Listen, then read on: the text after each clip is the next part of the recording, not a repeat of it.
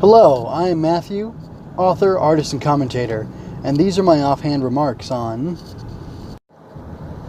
empire, violence, and freedom. So Senator John McCain just died, blessed be the true judge, on Sunday, and I think it was Sunday. Anyway, I'm not sure, my days are all mixed up, but he just died, and I'm sorry for his family's loss.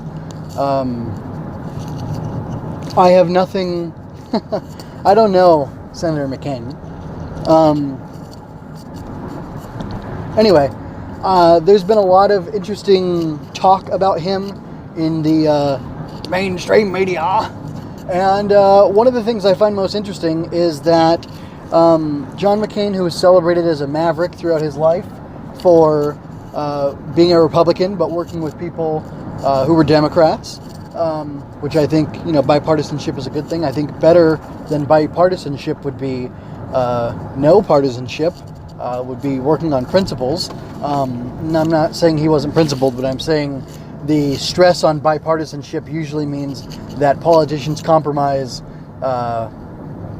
things that they shouldn't to get things done that people don't necessarily want. So anyway, if you want me to go, so this is a G-rated channel, I would like to believe, even though I'm an author. I'm an author of children's books, but I'm also an author of more than that, maybe young reader, young adult, maybe full-blown, like ordinary, run-of-the-mill, novels, fiction novels. But I don't think I should be prohibited from talking about any subject, for the most part, by trying to keep my language and my coverage of the various topics I'm going to discuss G-rated, let's say. So I believe there's no need for profanity, but I can still talk about serious adult type things, and that's kind of what I'm going to do here. Anyway, so Senator McCain was a hawk. That's undeniable. I'm not slandering his character. He sang partially joking, bomb, bomb, bomb, bomb, bomb Iran, like the song Barbara Ann, I believe it is. Anyway, and, he was cool with that, and he'd been in war. A good thing about him is that he came out against torture. If you like, human rights, you'll agree with that. If you're not such a fan of human rights, or you think that it's, that nothing's black and white and it's fungible and you can go ahead and violate another person's rights, you're comfortable with doing that yourself, for finding out information and things like that, that's your issue. But and honestly, I've never had to torture somebody. I've never had to vote on it. I'd vote against it though, if I could. And I've mentioned before recently that the war in Yemen is still continuing, and I don't know what McCain's involvement with that was. He may have been in favor of it. He was in favor of the war in Afghanistan. I will link in the description a very interesting episode of the Tom Woods show, where he talks to the guy who runs the Libertarian Institute, Scott Horton, who wrote a book called A Fool's Errand, Time to End the War in Afghanistan. And he talks about the terrible history in the book leading up to the war in Afghanistan, and he talks about it in his conversation with Tom Woods about McCain's passing, and how the media is praising him even though he voted for, was excited about, kept promoting and pushing continued American military action in Afghanistan and elsewhere that led to the deaths of many, many, many innocent civilians. I would say, a few innocent civilians killed by the United States, by my country, is too many, especially when, and Horton points this out, that if, Bush and Cheney really wanted to after 9/11, he points out that the first night, after 9/11, or, on September 11, 2001, that already the word from the White House, from the pulpit, or the podium, George Bush said that we were going to be entering into a war on terror. And he said, we had the intelligence assets at the time to know basically who Al Qaeda or Taliban people that were significant in planning it's not a bombing, the attack on the Twin Towers, and we could have gone after them and murdered those people, and it would have been a small amount of bloodshed, and we could have ended it there. But instead, I don't want to get too conspiratorial or whatever, but the war on terrorism was chosen as the moniker for the fight that started, so many years ago. And wow, it's been 17 years. That's incredible. I know I already said that earlier, but it's incredible. Maybe a year of killing would have happened, and key officials who planned the 9/11 attacks would have been killed, and then maybe there would have been blowback from their relatives, friends, associates, or whatever. But it wouldn't be like what we have now, where terrorist organizations keep morphing and changing and growing and spreading all over the place, and most of it seems to be traced back to the U.S. military involvement in foreign countries that we have no right invading their sovereignty and attacking them. And Horton and Woods and Ron Paul, Dr. Paul, make the point all the time that if another country violated our sovereignty and came in here and blew up your uncle or your dad or your sister, and they kept doing it, and they asserted that they were right to do it, possibly because they had the might to do it, what would you do? How long would it take you to turn into an insurgent, a terrorist, a suicide bomber who would attempt to, in your grief and sorrow over what this more powerful person has done to you, try to seek revenge? People in America get cut off on the freeway and they yell and cuss and chase down and act dangerously, and sometimes even attack the person who did it to them. So, how much more so would you do that if you were, an innocent goat farmer and somebody came along and killed one of your relatives? Would that flip the switch for you? And I'm not saying terrorism is right. I'm just saying humans act rationally. Even people from foreign countries who don't look like us, who we don't understand. Anyway, I got a phone call, and that totally distracted me from what I was going to say. But Horton, he's a little extremist. Like he's well, I don't want to speak for him, but he sounds as if he's very, well, he has called Israel an apartheid state, and he says that Israel is like downright oppressing the rights of the Palestinians, the so-called Palestinians. I learned years ago about the conflict in Israel with Palestine.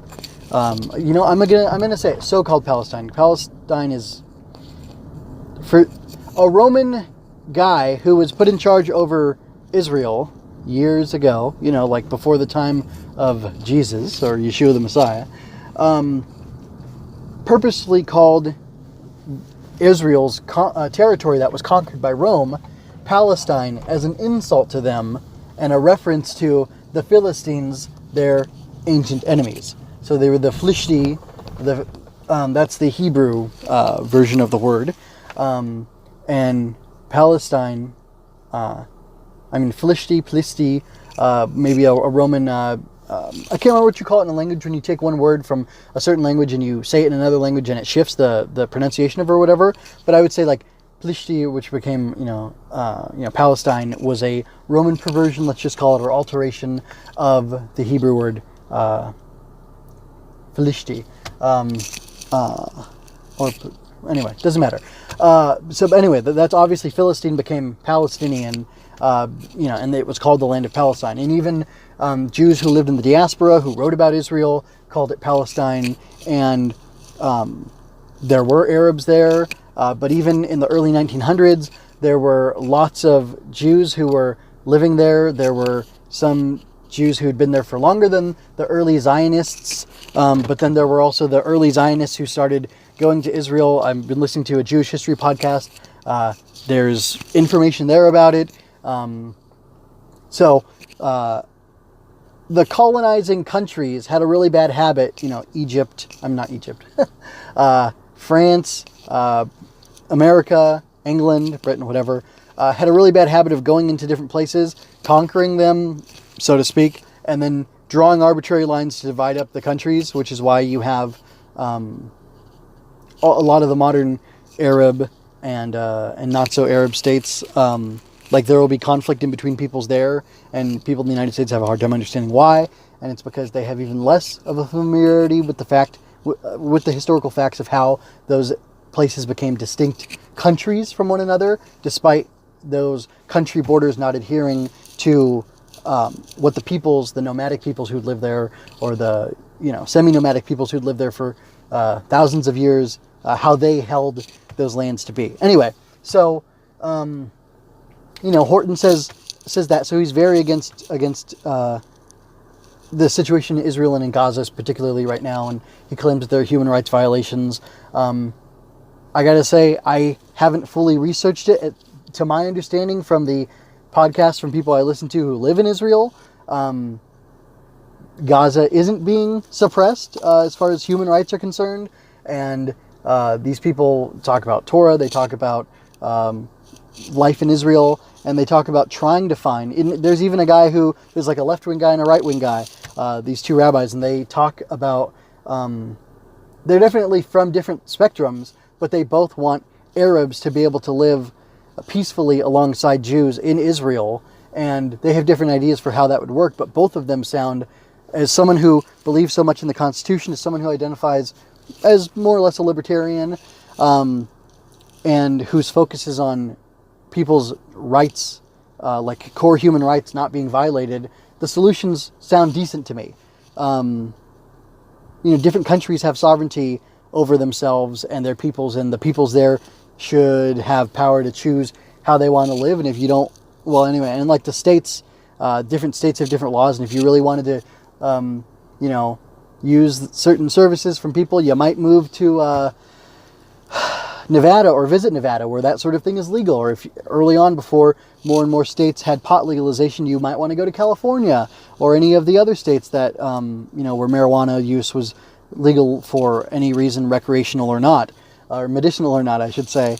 And as states are expanding, when Colorado legalized marijuana use, legalized cannabis, they saw a spike in tourism because people wanted to go there and try it. People who'd never tried it before, people who just wanted to be able to try it in a more comfortable atmosphere, with more controlled, more of a controlled substance, or controlled, a known quantity in their marijuana, because apparently, you can get street marijuana where it's in places where it's illegal and it can be laced with things, or you can get, marijuana that's from a store where it's a legal thing, and they understand the process that goes into it, and they have different strains that they have control over, and you can trust it to be like a cleaner product for you, and there's less risk involved with it. Not that I'm advocating use of marijuana, but, it's not something I do, but if you're old enough and you want to try it, that's your choice. Again, I think this is G-rated talk. It's just mature adult conversation about something. But anyway, going back to where I was going with Horton, he called America the empire and talked about how the goal of a lot of people, McCain included, was to keep the empire going. And part of that empire is the military-industrial complex. And, people benefit from bloodshed and from war.